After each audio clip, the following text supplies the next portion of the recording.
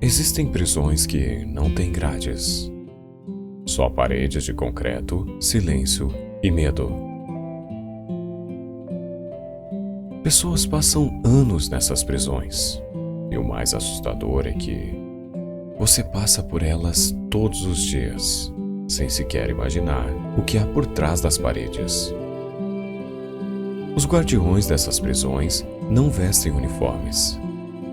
Eles parecem pessoas comuns, trabalhadores, vizinhos e conhecidos.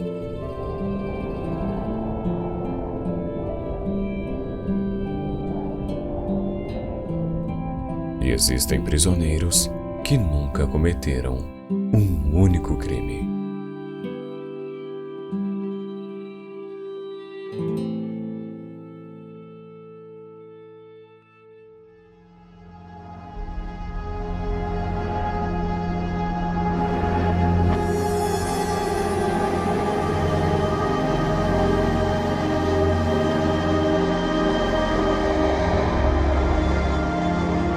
Viena, uma cidade bela, silenciosa e previsível.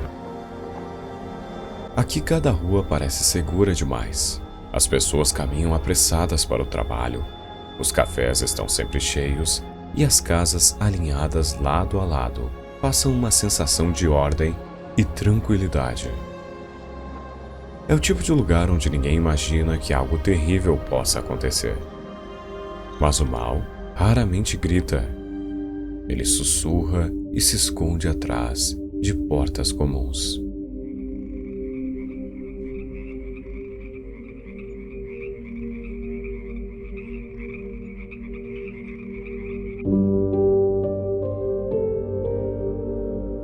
(2 de março de 1998).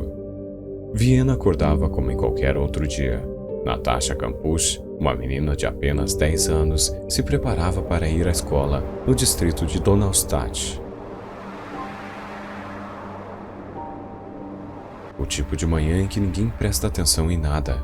Ela carregava sua mochila e, por acaso, também o passaporte, um resquício de uma viagem recente com a família à Hungria. O problema é que Natasha nunca chegou à escola e também nunca voltou para casa. Uma garota de 12 anos disse ter visto algo. Um movimento rápido, uma luta e uma van branca. Depois disso, só silêncio. A polícia iniciou uma busca massiva. Mais de 700 vans foram examinadas. Cada canto da cidade parecia suspeito. E entre as vans investigadas estava a do homem que realmente a havia levado. Seu nome era Wolfgang Perklopio, um técnico solitário e obcecado por controle. Ele morava a apenas meia hora de Viena, em Strahov, uma cidade pequena cercada por campos e silêncio.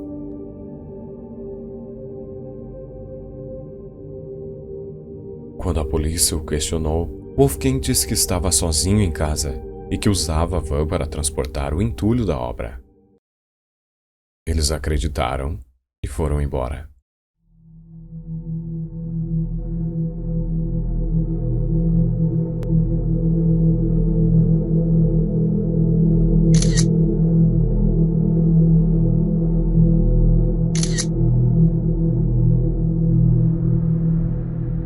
A partir daquele momento, o mundo de Natasha deixou de existir. O acesso ao cativeiro começava por uma pequena escotilha de aço escondida atrás de um armário. Por ela, uma escada estreita levava até um cômodo subterrâneo de apenas 8 metros quadrados. Não havia janelas, nenhuma entrada de ar. E o som do mundo lá fora simplesmente não existia. Nos primeiros 6 meses, ela não teve permissão para sair nem por um segundo. O único sinal de tempo era o barulho distante de passos dele no andar de cima.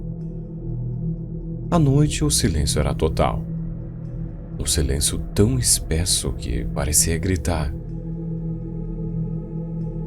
Com o passar dos anos, Priclópio começou a deixá-la subir para o andar de cima, mas apenas sob a vigilância constante.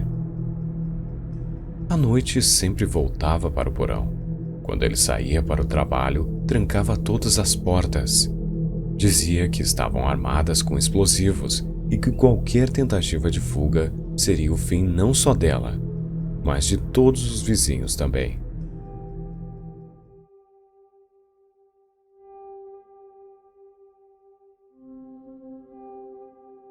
Durante 8 anos, Natasha Campus viveu sobre a garagem de Wolfgang Priclópio.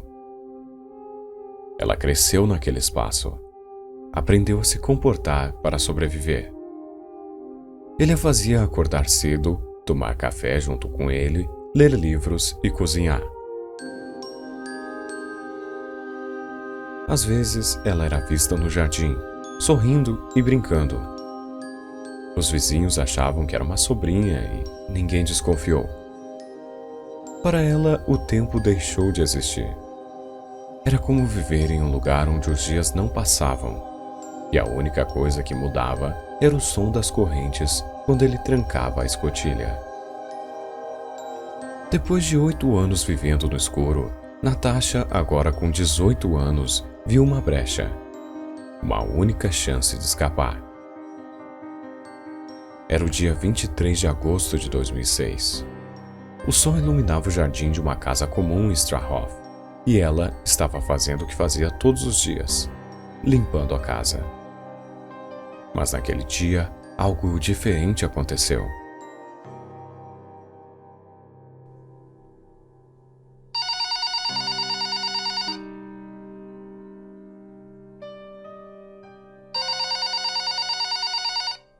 Enquanto aspirava a van branca de seu sequestrador, o telefone de Priclópio tocou. O som do aspirador cobria qualquer ruído e talvez fosse a única coisa que cobriria a sua fuga. Quando ele se afastou para atender a ligação, ela simplesmente correu. Deixou o aspirador ligado e disparou. Pulou cercas, atravessou quintais, correu sem olhar para trás. E ninguém acreditou nela. As pessoas a viram e ignoraram. Até que ela bateu na janela de uma senhora chamada Indy, de 71 anos. Às 13h04, a polícia chegou. O impossível tinha acontecido. Natasha estava viva, pálida, assustada e pesando apenas 48 quilos. Seu corpo cresceu apenas 15 centímetros em 8 anos, mas ela estava livre. Naquela mesma tarde, Priclópio abandonou a casa e pegou o trem rumo a Viena, andando entre centenas de pessoas que não faziam ideia de quem ele era e o que havia feito. Poucas horas depois, Priclópio ligou para um amigo e pediu ajuda, dizendo que algo terrível havia acontecido. O amigo recusou, e às 8h50 da noite, ele se jogou diante de um trem em movimento.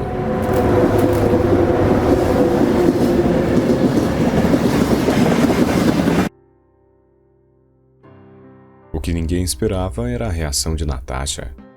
No documentário de 3.096 dias em cativeiro, ela disse: "Sinto cada vez mais pena dele. Ele era uma pobre alma." Quando soube que Priclópio estava morto, ela chorou. Chorou de forma inconsolável, segundo policiais, e acendeu uma vela para ele.